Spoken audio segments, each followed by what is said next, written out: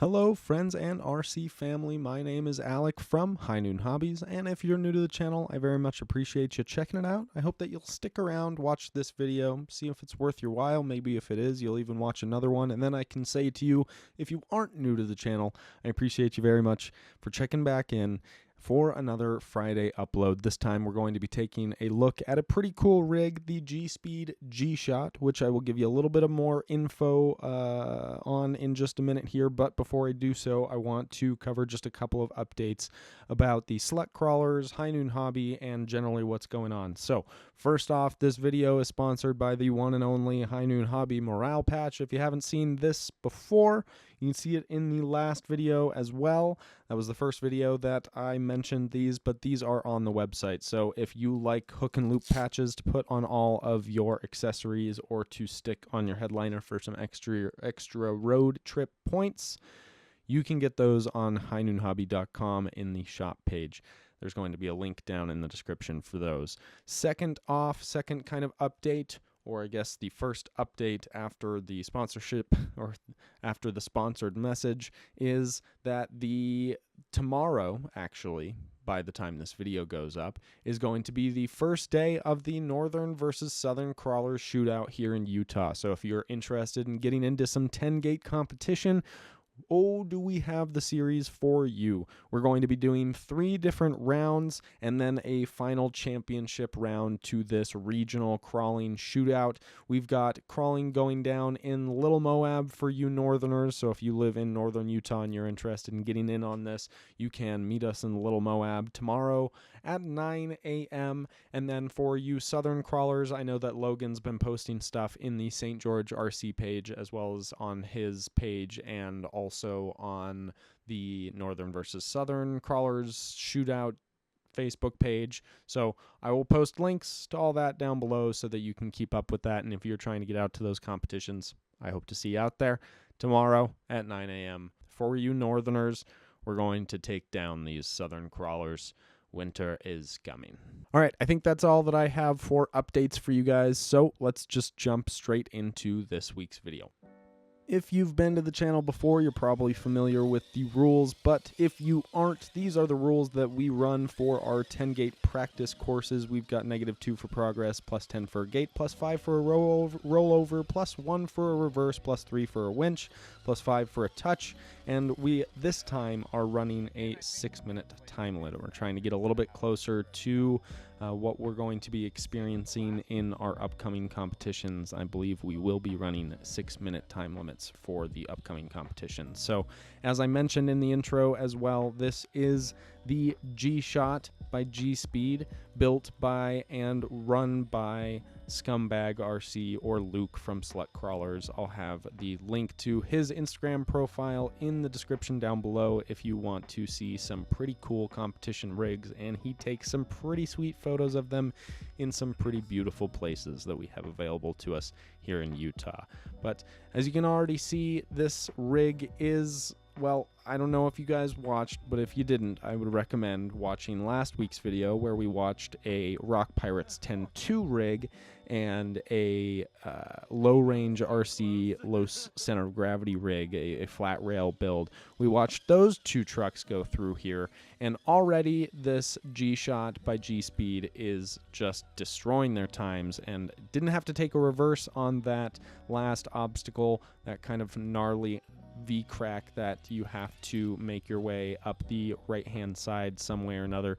The G-Shot made it look super easy and didn't even need a reverse on there. So typically trucks do. This also, again, a very nasty decline, and we can see here our gate 4 times. We've got a pretty big gap, pretty big margin between both of the other trucks that we've seen run this 10-gate course and the G-Shot. G-Shot making them look like chumps, practically. This spot here is pretty tough for every truck. You got to transition over to the side hill and get yourself set up for gate 5. The wide F9 Currie axles off of the Axial Capra, making it easy to stay planted on the side hill. Luke just did some suspension tuning as well, so I think that's doing pretty well, helping settle the truck down very nicely and pick those wheels up exactly where they need to be. This, if you remember last week's video, is one of the trouble spots on this course. It's a tough bowl that you get yourself into, and as you can see here, we're sliding, or Luke rather, is sliding that rear axle over towards the cone, and that is because he is pinched up against that face that his passenger front tire is up against. So that is forcing his entire truck downhill, just with gravity, as gravity will do, and that's pushing him closer to that cone. Luckily, he manages to pop that front tire up soon enough to not hit the cone. A beautiful performance. He manages to get through there clean. Did take quite a bit of time, which is unfortunate, but you got to do what you got to do for a clean run. I think it was worth it. Made it look like a piece of cake, and the gimbal's freaking out, of course. Another easy progress. If you'll remember, that's where the 10-2 didn't quite clear that turn. Now we are turning up and into one of the more difficult ascents. This is a nasty vertical that's pitted with all sorts of little dimples, and then it's got that crevice running through the side of it, but the G-Shot just makes it look like an absolute piece of cake. Light on its feet, those tires just hooking right up, and it manages its way over the kind of easier gate of this section. 418 with a -16 score coming up on the bonus gate here after one more gate. This gate right here, a little bit of a gimme, but you still got to pay attention to what you're doing. You don't want to slap one of these cones for no reason. So he's down to -18 approaching the bonus gate. If he gets through this clean, that's going to put him at -28, which is a substantial lead over the other two trucks that we've watched come through here. Obviously, this is the same driver that we saw run the low-range, low center of gravity chassis, and this is after he's been warmed up on the course. So this isn't a great comparison between those two trucks, but it is to kind of just give you a little bit of perspective and to show you what it looks like after a driver is warmed up on the course as well. You can see that he's trying to get a rear tire up on that wall so that he doesn't have to take a reverse here. Unfortunately, he ends up sliding pretty significantly over to the right and tapping that cone. So we gave him a gate there, which brought him back down to -19, but he finishes out with a 5:16.17, which is a pretty good time. But if we look at the finals here, it's actually surprising how close all of these trucks are, particularly the low range and the G-Speed. But I guess that isn't too surprising when we consider how similar those two trucks actually are.